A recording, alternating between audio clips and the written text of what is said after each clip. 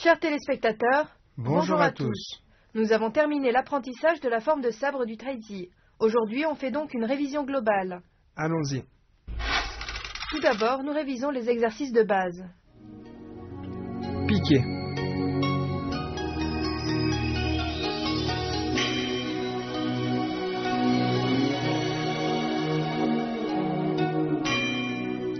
Pourfendre.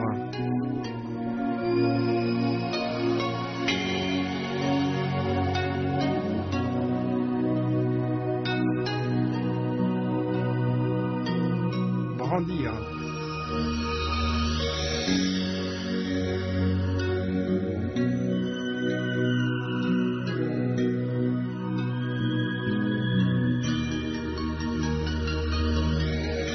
Ensuite, nous allons pratiquer toutes ces techniques de sabre dans un enchaînement afin de les maîtriser.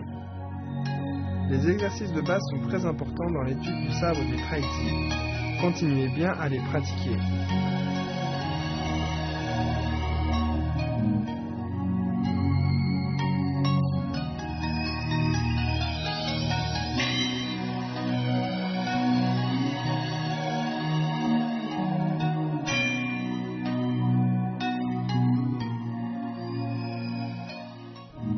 Enrouler la tête.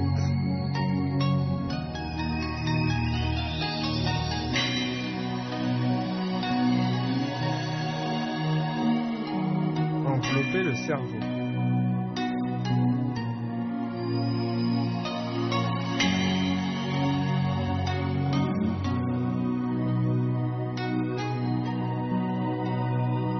On continue avec la pratique d'un enchaînement des techniques de base de sabre. Lors de la pratique du sabre du treillis, faites attention à la continuité des mouvements.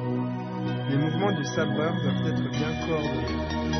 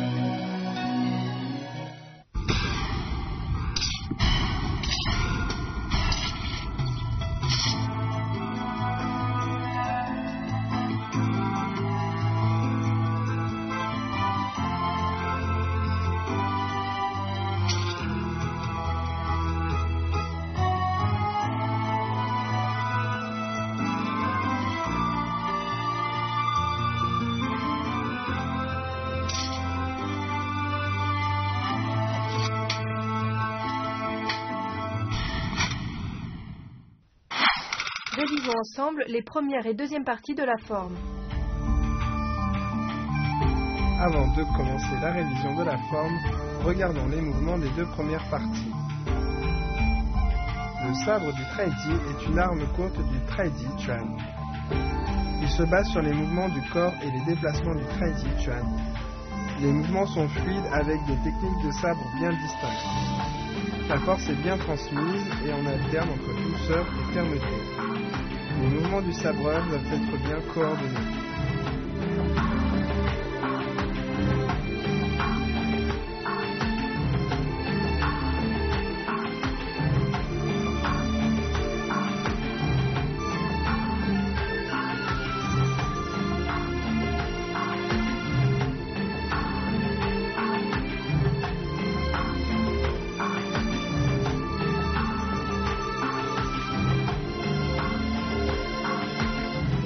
Nous allons surtout réviser les mouvements difficiles.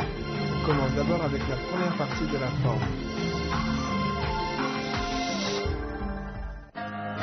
Inverser le ciel et la terre. Lors du maniement du sabre, il faut alterner entre vitesse et lenteur et avoir un rythme bien distinct.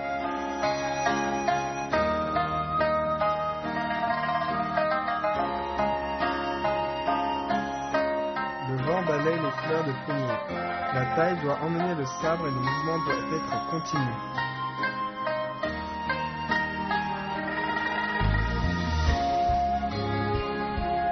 Écartez les nuages pour voir le soleil.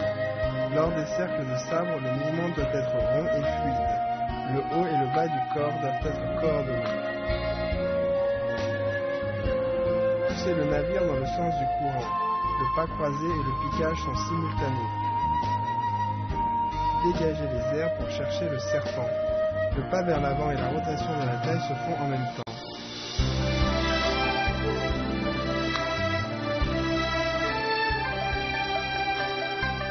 Le roc déploie ses ailes. La position unipodale avec la montée du genou doit être stable. Maintenant, nous pratiquons une fois l'enchaînement des mouvements de la première partie afin de mieux se les approprier. Il y a beaucoup de mouvements difficiles dans la première partie. Vous devez passer du temps sur leur pratique.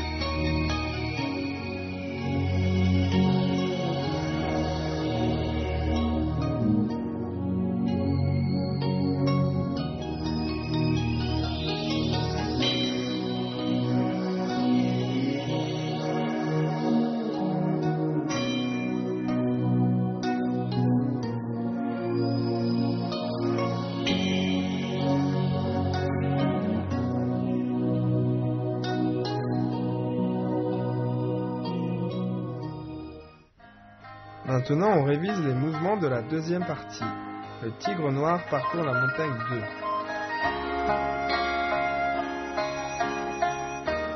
Le dragon jaune remue l'eau. Le mouvement de cercle de sabre avec le poignet doit être lié, rond et souple.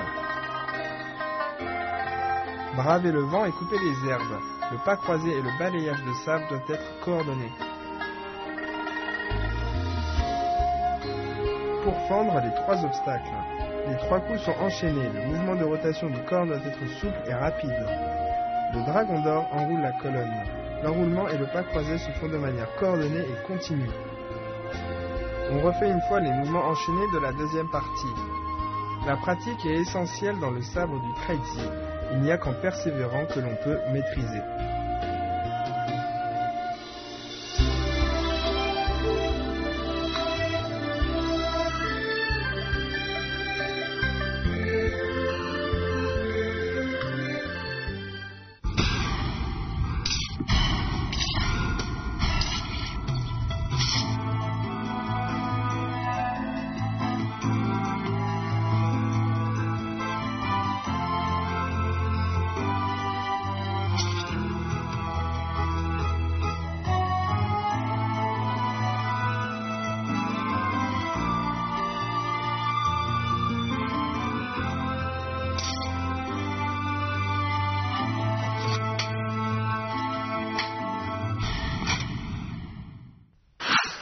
Révisons ensemble les 3e et 4e parties de la forme.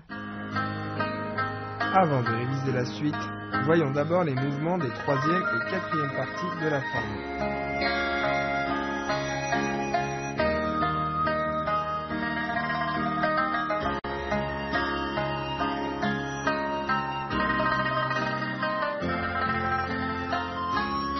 Maintenant, on révise les mouvements les plus difficiles. Les fleurs cachées sous les feuilles 3. Lors du mouvement, le dos du sabre doit être collé contre le dos.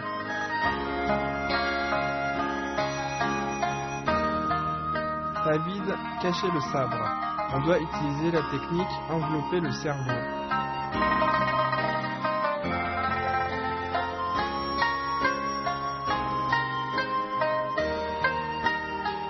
Les 3 cercles autour du soleil.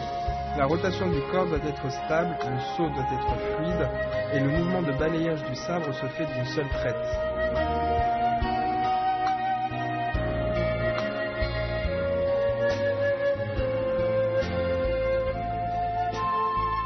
Le yaksha explore la mer. Il faut piquer vers le bas, la force vient de la taille et elle doit atteindre la pointe du sabre. Le boa se retourne. La rotation et l'action de pourfendre doivent être liées.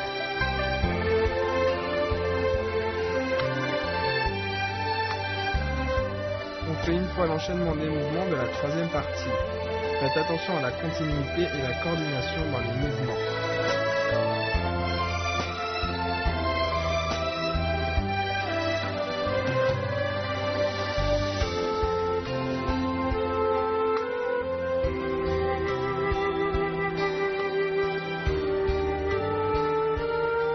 Le dragon se retourne.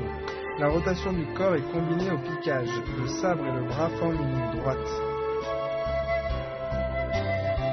Le vol oblique. Il faut retourner la main droite de manière à balayer avec le sabre en biais vers l'extérieur.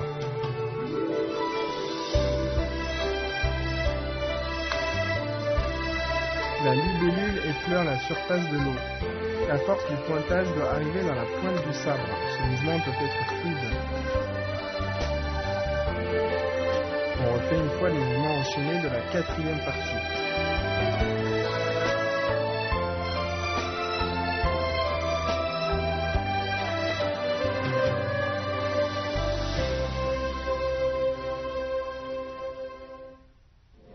Démonstration d'une forme en duo de sabre du traîtier.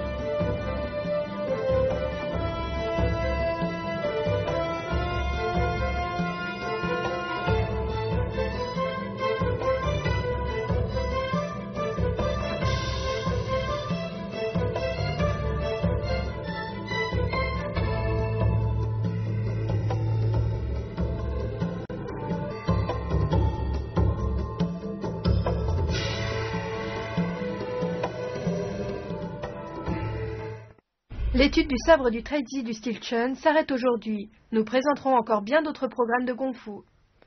Excellent. Continuez bien à nous suivre. Au revoir. Pour clôturer ce programme, apprécions ensemble, encore une fois, la totalité des mouvements des 4 parties de la forme. Amis téléspectateurs, on se retrouve pour le prochain programme de Kung Fu. À très bientôt.